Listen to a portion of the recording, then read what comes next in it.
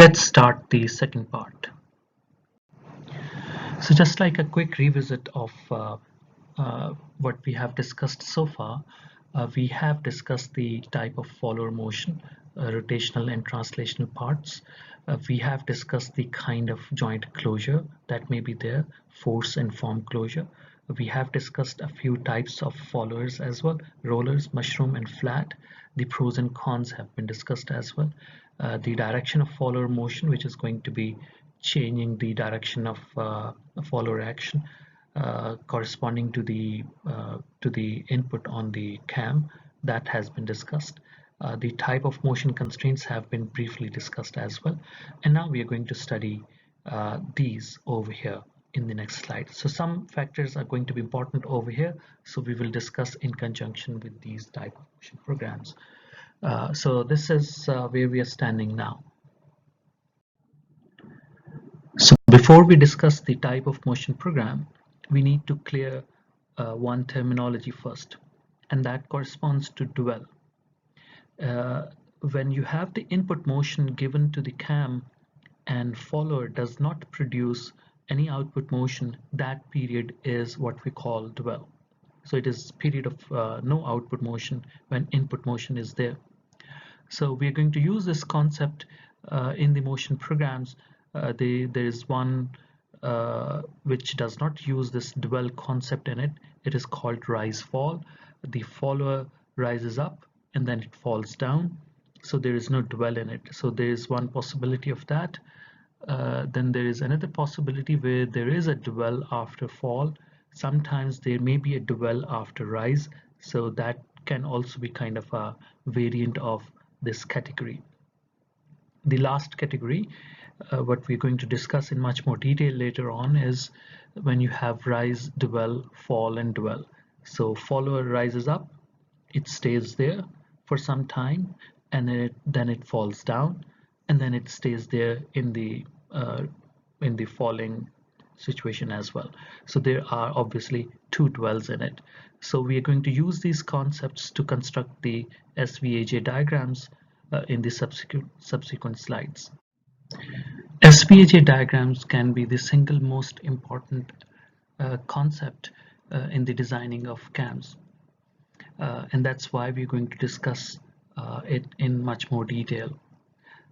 So it is important for us to realize that S corresponds to position, V corresponds to velocity, A for acceleration, and J for jerk. So this SVAJ diagram is actually encompassing the kinematics of the cam followers. So the very first thing that we need to identify is that how to draw it. The independent axis is going to be corresponding to the angular displacement on the cam. So it starts from 0 and it goes all the way to 360. So this is the starting point and it goes all the way to 360 degrees. And in doing that, because we are going to unwrap the cam and see how the follower is going to perform the motion, so that's why it is going to have the displacement indicated. So the very first segment that you can observe in this span is what we call rise. So this is the rise part of it, and then it stays there, and that's what we're going to call dwell, because there is no output motion even though the cam in that domain, in that span, was having a rotation. So the follower stays there, and then obviously you can observe a fall in this span, and then there is another dwell in it. It stays down at that location up until another point where it once again starts rising up. So when it starts rising up, this rise should be differentiated between the previous one. So this is R1, this is R2, and I should indicate D1 over here, F1 over here, D1 prime should I say, and this is R2, there is this dwell d2, and then obviously it is a fall, which is going to be f2, and because you have a second dwell in this domain, so you're going to call this as d2 prime.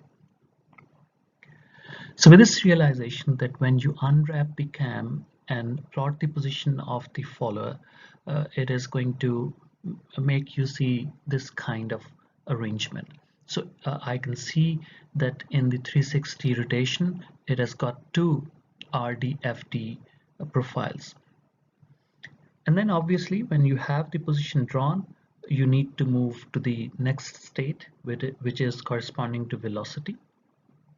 And when you try to draw the velocity, it is actually the time derivative of the s that you have drawn. So this is going to be equal to ds by dt.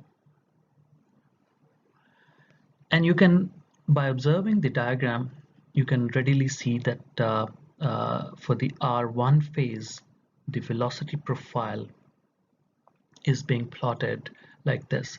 So I can see that it seems like that the rising s function R1 was corresponding to the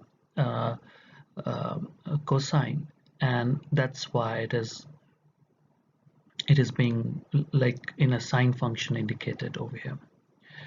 But when you observe with the profile, velocity profile of R2, you can now see that there is a bit of change in this profile. And similarly for falling, you can see that the profile, velocity profile shown over here, and the one corresponding to F2 is a bit different from each other. And all I'm trying to say over here is that R1 is different from R2, and F1 is different from F2, although in the S diagram it seems to be exactly the same. But actually there is a minute difference in that, which is exhibited when you take the time derivative of this profile. When you take another time derivative, obviously you're going to find out the acceleration, and when you plot it, this is going to be the plot corresponding to the profiles that we drawn earlier. And let me try to indicate that with a different color over here. So acceleration obviously is going to be equal to time derivative of velocity that you have already drawn. And obviously the point that I was trying to make over here is that R1 is different from R2 is further exhibited right over here. When you observe the acceleration profile from this velocity profile, you can readily identify the difference over here corresponding to R2. And similarly, corresponding to F1 and F2, you can readily see the difference as well. Another observation that you can see is that at this location as well as this location, there is a sharp change in the acceleration profile. Similarly over here and over here, and similarly over here as well. So here you have the sharp change indicated. And on top of that, you can see some discontinuity as well. So this over here is where you have the discontinuity.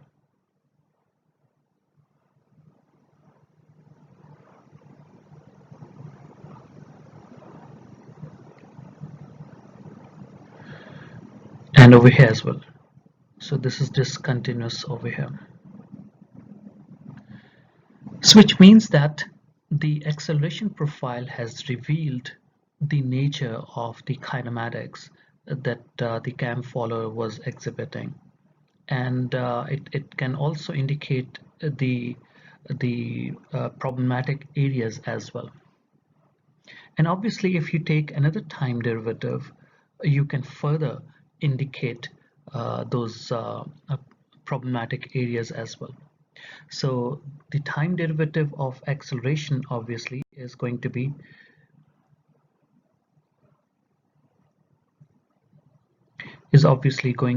equal to dA by dt.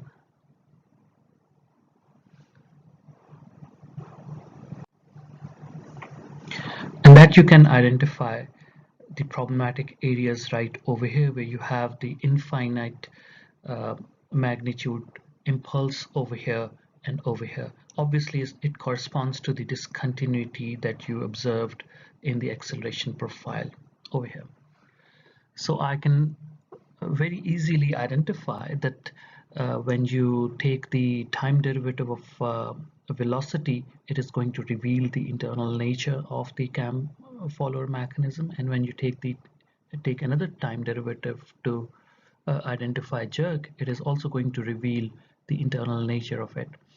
And actually, these profiles are going to have uh, a direct impact on uh, on the on the life of the cam follower and the way the motion transits from one situation to the other situation when you have the rise, dwell, fall, and dwell in it.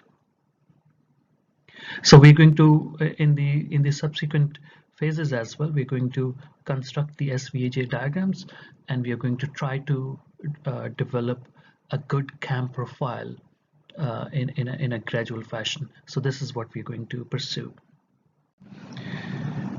And now we are going to start an example in order to identify uh, the SVAJ diagram and understand the RDFD cam design.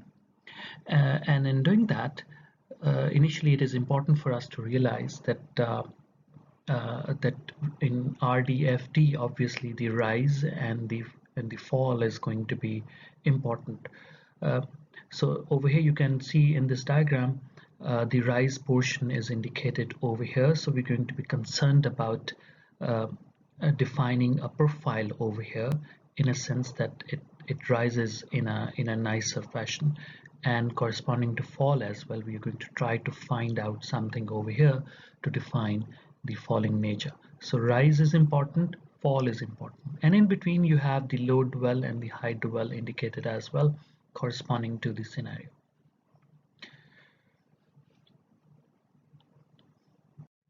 So one may ask this question, that what is the practical uh, realization of such kind of RDFD cam design? And I can readily identify that drilling operation is a very good example of that. Um, you must have seen the manual drills, and you must have done this exercise on your own during the machine tools or the workshop technology courses that you have already taken. So in that, if you can recall, you placed one component uh, beneath the drill bit. You secured that, and then you wanted to move the drill downwards. So A to B is the range where you place the part underneath the drill, and B to C is the scenario where you bring the drill down. And in this process, because it is a drilling operation, it has to remove the material from the workpiece. So it needs to be done in a careful fashion. So we are going to be interested in that, like moving the drill at a specific feed rate downwards. And then when it is fully downwards up to the final point that we wish to drill the workpiece, we will stay there for a while. So this is corresponding to that situation where we stay there for some time, and then we, in the last phase from D to A, we bring the drill upwards in a careful fashion as well. And I'm using the word careful because drilling is a material removal process. If you do it too quickly, there is always a chance of breaking the drill or breaking the workpiece. So that's why it is important for us to realize that drilling is needed to be done in a careful fashion. And on top of that, you can see, or you can ask this question, that why there is this dwell when it is right down there. So although in this case it is a through hole, uh, but generally when you have any kind of hole drilled, you stay there for some time. It may not be a long duration, but you stay there for some time, and it produces a good uh, finishing on the whole. So from the practical standpoint, it is important that you understand that dwell is going to be somewhat important.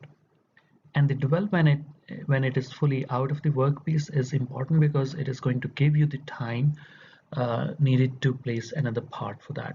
So with this realization, you can see that in a 20-second cycle, starting from initial position, you are going to bring the drill downwards 25 millimeters in 5 seconds, and then you're going to stay there for 5 seconds in order to finish the hole in a better quality. So that's there, and then you have to bring the drill upwards out of the workpiece in a careful fashion, 25 millimeters upwards in 5 seconds.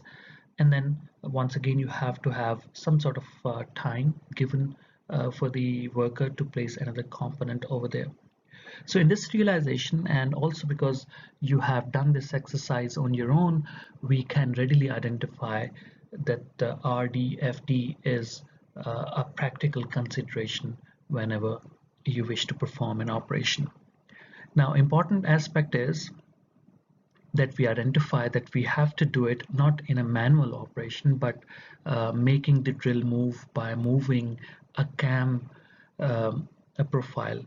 So for that reason, we can identify that it would be an automatic process, although it is not like a mechatronic process, but it is going to be an automatic process where you rotate the cam, and by rotating it, you perform all these 4 operations in a specific fashion. So this is what we are aiming for. We have used the straight line segment. So from this observation that we have made in the previous slide, we are now at this particular stage ready to identify the fundamental law of cam design. So we are saying that any cam design for operation at other than very low speeds, which actually is not always the case. So any cam design must be designed with the following constraints. That is, the cam function must be continuous through the first and second derivative of displacement across entire interval of 360 degrees. And obviously the corollary is to have the finite jerk across the entire interval from 0 to 360 degrees. So with this realization that we have to try to find out continuous functions for the first and second derivatives of displacement, we're going to try to improve the subsequent cam design profiles. So this is the fundamental law of cam design. We're going to use it in the next lecture as well. So before we move to the next stage, it would be appropriate to once again reiterate that critical extreme positions are important, and equally sometimes it is important to have critical path motion as well. So in critical path motion, the simple example is that, for example, over here in the diagram, you can see that there's this constant velocity phase. And if you define that you have to follow this profile, this path profile, and that's critical part of the cam profile. So then you have to consider this as the profile and then build the cam around that. So that is going to be another design paradigm that we will explore. And obviously we are going to discuss the design in much more detail next week. So we will use the fundamental law of cam design as well as the SVAJ diagram discussion that we have just had over there, and we're going to try to find out different functions for the cam design and then construct different SVAJ diagrams to see or gradually improve the cam designs. So this is what we're going to do in much more detail next week. So keep this tab open. We have cleared a bit of terminology already, but there are certain terminologies that are needed to be further clarified. And in terms of sizing the cam, 3 parameters are important. The very first one is the base circle, which is being shown in green. And that's actually the smallest circle that can be drawn tangent to the physical cam surface. Now there is another circle which we call prime circle, which is shown in purple now. Actually, this is also the smallest circle, but the difference is that the tangents are drawn at the locus of the center line of the follower. And the center line of the follower is actually drawn in terms of a curve, and I'm going to identify that later on, but this is actually the pitch curve, and that's indicated right over here. So let me quickly make you see that. This dashed, long dash, small dashed line, this is the center line of the follower, and this corresponds to the pitch curve. So it is important for you to realize that the base circle is not the circle on which the follower is going to have a movement. Follower, because there is a roller attached to that as well, it is going to follow a non-physical or a virtual line indicated in a long dash dash line fashion over here. So that's the pitch curve that it follows. So you need to identify that. Now at this particular stage, it is important for you to realize the cam pressure angle. The pressure angle is labeled as phi. And in order to construct that, we need to identify two major lines. The very first line is the line which corresponds to the direction of motion of the follower. And that's exactly what we have drawn in green over here. So this line over here is what we call the direction of motion line. So let me quickly write down over here. This is the direction of motion of follower. So this is the line on which the follower moves. There is another line which is being indicated in orange. So let me try to indicate that. This line is over here. How to identify that? This is important. The identification is done by identifying where the roller is having a contact with the cam. So you can see that happening over here. Let me use a different color, a darker one. So you can see that the profile of the cam is right over here, and the profile of the roller is right over here. So this line, the orange line, is perpendicular to the both of them. So this is normal, instantaneous normal to the contact. So when you try to draw this line, this is going to indicate that there is this difference between the green line. So the idea over here is to identify this angle, the angle between the direction of motion of the follower and the direction of axis of transmission, which is drawn in the orange. So that's actually the pressure angle. So the physical sense of this arrangement is that when cam tries to have a movement and it forces the follower to move in a specific fashion, it exerts that force at an angle, but actual movement is going to be somewhat different from that particular line of action. So there is going to be that difference between the direction of motion of the follower and the point where the axis of transmission is indicated. So that pressure angle is important. It should not be beyond a specific value. Generally, as a rule of thumb, it should be less than 30 degrees for translating followers, and it should be less than 35 degrees for oscillating followers. If you go beyond that, it means that the cam is trying to exert more force at much deviant angle than actually the direction of motion of the follower is going to be allowing it.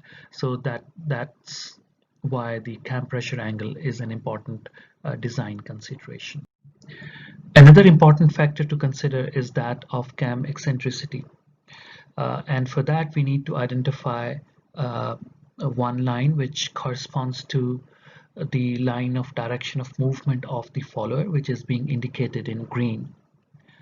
Uh, and we need another point, which is the point around which the cam is rotating, which is O2 in our case. And let me indicate that as well. So this is right over here. So if you try to see the distance between the green line and the center line passing through O2, that is what is going to indicate the cam eccentricity. And this is when equal to 0, it means that the follower is perfectly aligned. And when it is not 0, it means that you have non-aligned follower, and it is going to have some effect on the pressure angle as well, and the way the transmission angles are going to be constructed. So that is going to be discussed in detail later on as well. So this is an important design consideration. It will be an ideal scenario when you have pressure angle to be equal to 0, and the eccentricity to be equal to 0 as well. But this is not generally the case.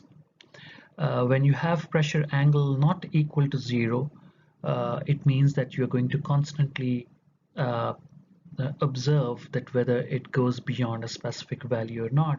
As we have previously mentioned, that the rule of thumb is that it should be less than 30 degrees. But if you try to have a design modified for the follower head, as generally is the case, you have the possibility of making this pressure angle equal to 0, thus getting closer to the ideal scenario. And generally what we do is to use a flat-faced follower. And when we do that, pressure angle comes out to be equal to 0. But the downside is, and as there is this common saying that there is no free lunch, the downside is that it creates that overturning moment. And that is being exhibited in the diagram that you can see now. Let me briefly mention what is happening over here. So when this cam is going to have a movement, this cam is going to have a contact with the flat-faced follower right over here. Now, this means that the cam is exerting force normal to the surface, and that's being indicated with the common normal direction indicated over here. So this is F cam, and you can see that the line of movement of the follower is actually this line, up and down. So there is this gap between the line of the common normal, which is right over here, and the line of movement of the follower, which is being indicated as distance d over here. So this creates some moment, force multiplied with the perpendicular distance d. This creates a moment on this follower.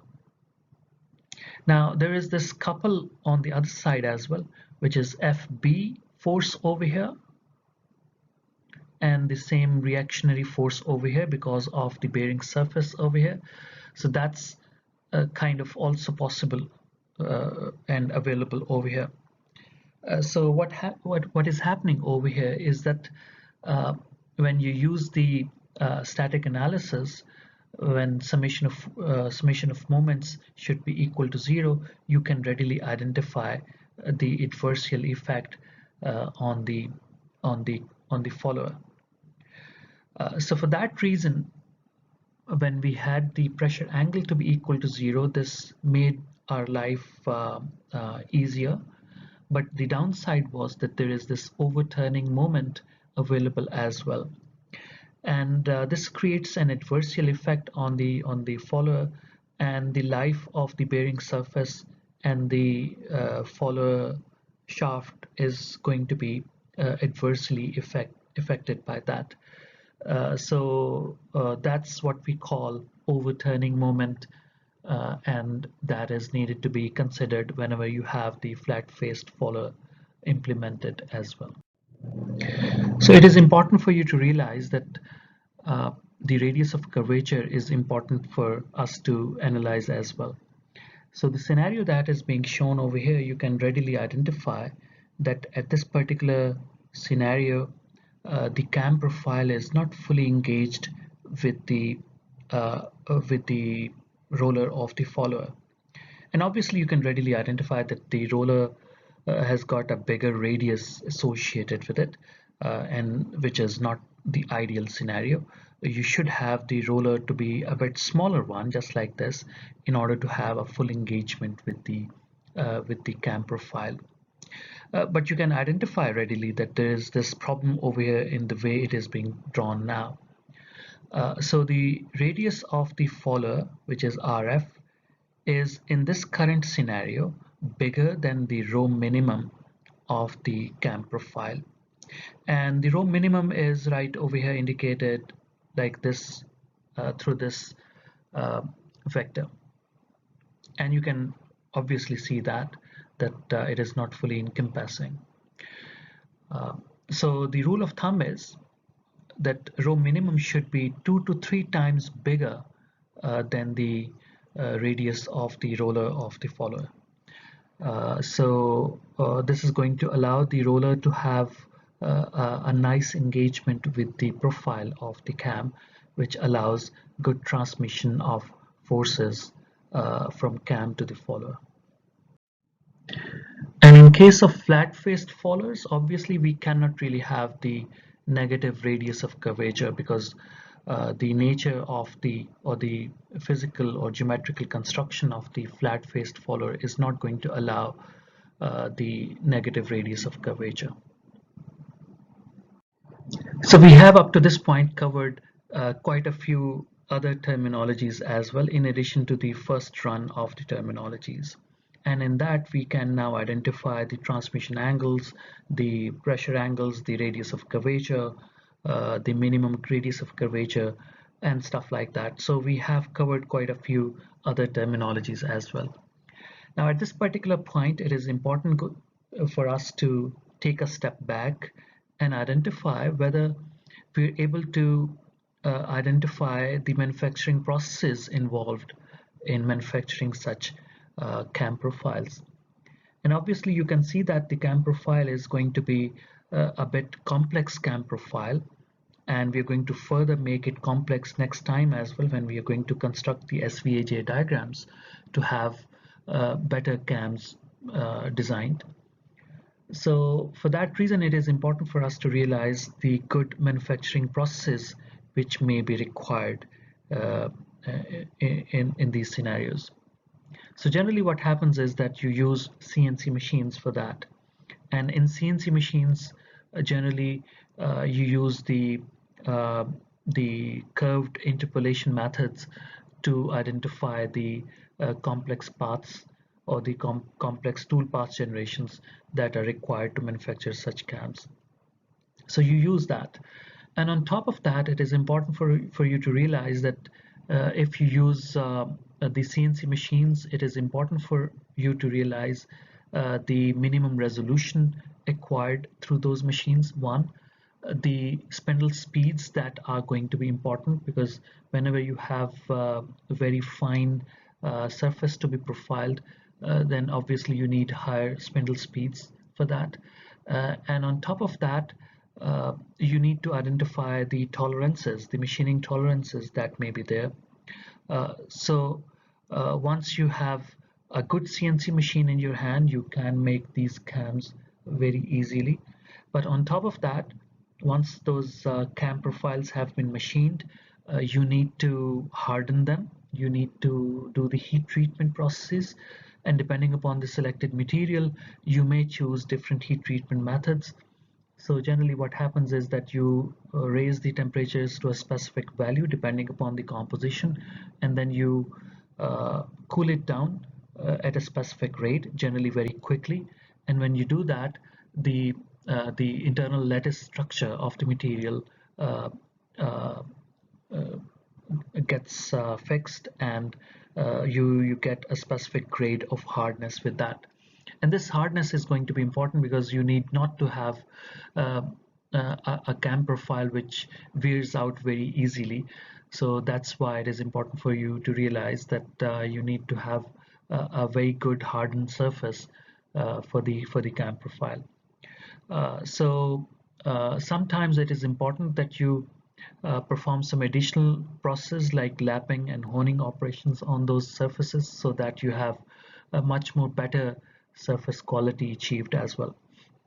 So CAM manufacturing considerations can be many, although it is not the time or place to discuss them in much more detail, but they have direct bearing on the working of the CAMs. As is the case over here, uh, the cam profile, even though when machined appropriately, may have certain vibrations induced, and on top of that, sometimes it is because the cam follower mechanism is going to be an assembly of different components together, and sometimes larger accelerations repeated again and again is going to be problematic, and they are going to have certain vibrations induced on that. These are some profiles indicated uh, corresponding to different profiles of the cam follower mechanisms, and you can obviously see that the curves are not that continuous as were nicely drawn previously. So there is always a difference between actual performance and the theoretical cam performance, and uh, that's an area where quite a lot of research is being carried out in terms of condition monitoring and vibration analysis. So that's an active area of research, and I'm hopeful that you're going to study the vibration analysis in your final year, I suppose. So over there you would observe the importance of that analysis in order to identify the performance of the mechanisms. So here you can see a few cams over here. So these are the cams, and these are the rollers of the fallers. So these are some of the rollers, and you can obviously see that the surface profiles are quite finished and polished over here, and that's why we have considered the manufacturing process associated with that.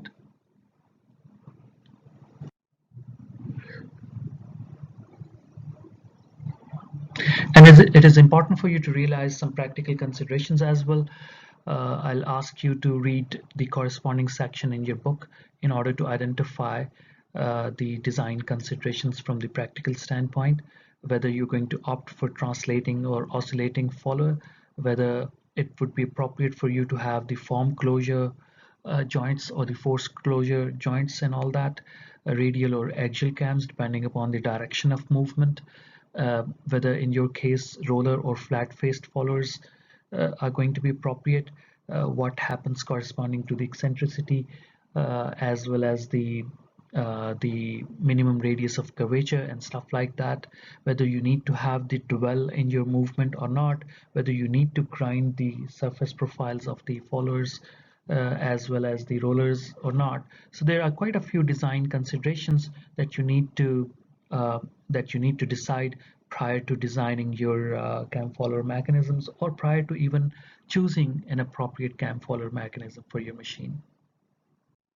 So we have covered quite a few basics today in a wide-ranging set of topics. On one side, we have covered a few basic terminologies, and on the other side, we have discussed the basics of SVAJ diagrams, and in the last phase, we have covered quite a few other terminologies corresponding to pressure angles and eccentricity and all that. And then we said something about choosing different options whenever you have the cam follow mechanism to be designed or selected. So with this realization that we have covered quite a few basics today, we're going to call it a day. If you have any questions corresponding to these discussions, you can ask them in the consultation hour, or you can place your comments on that on this video. So I'll try to respond to those. Uh, but before you join next time, I would advocate, or I would emphasize that you cover all those topics, uh, so that we may have much more detailed discussion on the designing of cam follower mechanisms. So until then, bye bye.